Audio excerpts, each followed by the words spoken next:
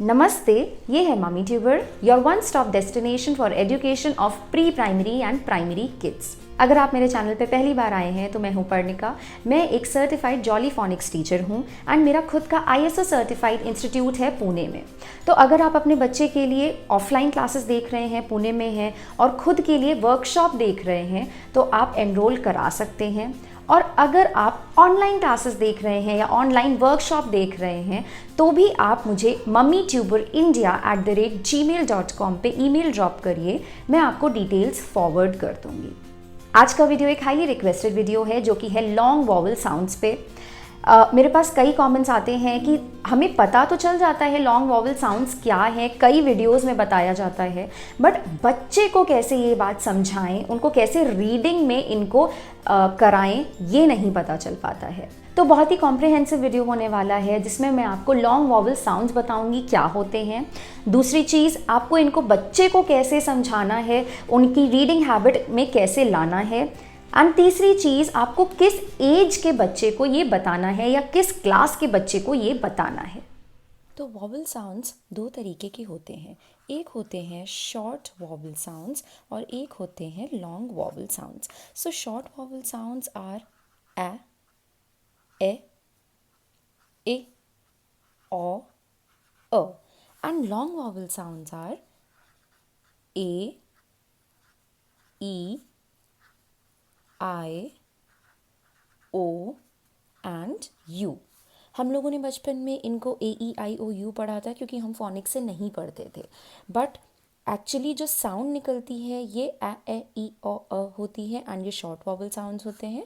And ये AEIOU जब पढ़ने में रीडिंग के टाइम पे ये लॉन्ग वॉवल साउंड्स होते हैं। अब हमें बच्चे को इसको पढ़ाना कैसे है, तो बच्चे को समझाने के लिए आप सिंपल उसको ये बोलें कि ये देखो A एंड आई, ये जब अकेले होते हैं व्हेन दे आर अलोन तो ये अपना साउंड बोलते हैं। So this is A and this is a. But जब ये दोनों साथ में आते हैं, बिल्कुल बगल में हाथ पकड़ के चलते हैं, when these two become friends, तो जो फर्स्ट वन होता है वही बातें करता है एंड सेकंड वाला काफ़ी शाय होता है तो ये बात नहीं करता है, यानी ये अपनी साउंड नहीं बोलता है और ये वाला अपना लेटर नेम बोलता है। मतलब when two vowels go out for walking, the first one does the talking। तो यहाँ पे ये क्या, जब ये दोनों साथ में आते हैं तब इसको कैसे पढ़ते हैं, दिस इज ए।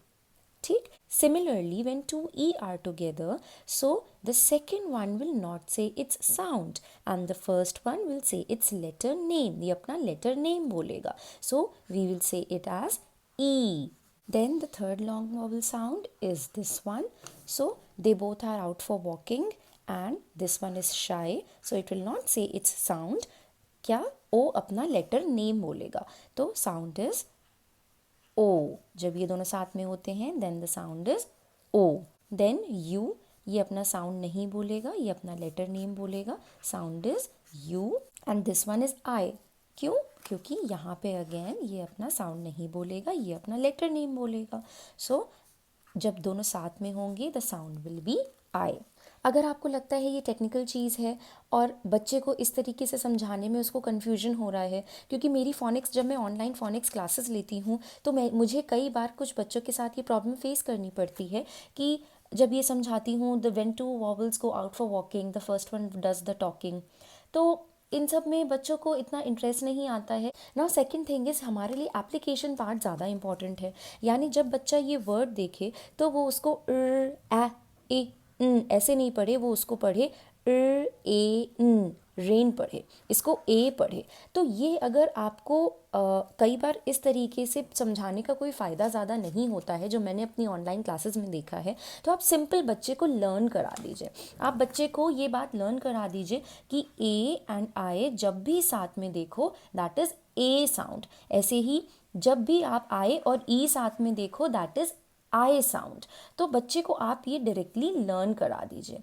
और पढ़ाते टाइम, मतलब वर्ड्स रीड करते टाइम, शुरू में आपको स्ट्रॉन्ग हिंट्स देने पड़ेंगे, तभी आपका बच्चा ये साउंड्स से वर्ड को पढ़ पाएगा। मतलब अगर आप चाहते हैं कि आपका बच्चा इस तरीके से, जैसे मैंने लिखा बोट, और आप चाहते हैं आपका बच्चा, आपने ये वर्ड दिखाया और वो ब ओ एट ऐसे नहीं पढ़े, उसको स्ट्रॉन्ग विजुअल क्लूज दीजिए इनिशियली। मतलब कैसे आपको विजुअल क्लूज देने हैं, जब भी आप उसको इनिशियली वर्ड लिख के दें तो ऐसे इन दोनों साउंड्स को एक साथ अंडरलाइन करें और नीचे डॉट्स बनाएं। डॉट्स का मतलब जैसे मैं अपने पिछले वीडियोस में बता चुकी हूँ कि एक डॉट का मतलब एक साउंड, तो आपने ये देखिए इसके नीचे एक ही डॉट बनाया है, मतलब ये एक ही साउंड है, ये अलग अलग साउंड्स नहीं है।